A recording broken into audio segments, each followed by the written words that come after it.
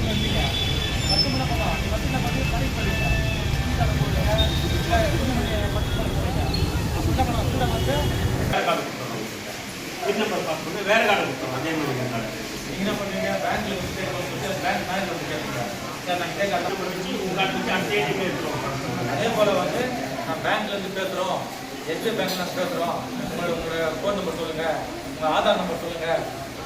OTP number கேட்பாங்க பேங்க்லேருந்து உங்கள் ஓடிபி நம்பர் கேட்கவே மாட்டாங்க சரியா அதானே சார் ஆமாம் டீட்டெயில்ஸ் கொடுக்கவே கூடாது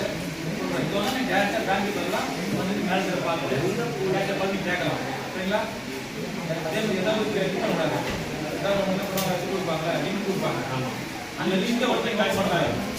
எதுனா இருந்தாலும் உடனே 100 கால் பண்ணுங்கள் ஸ்டேஷன் கால் பண்ணுங்கள் உங்களுக்கு வேறு 50 போலீஸ் சரியாக கால் பண்ணுறீங்க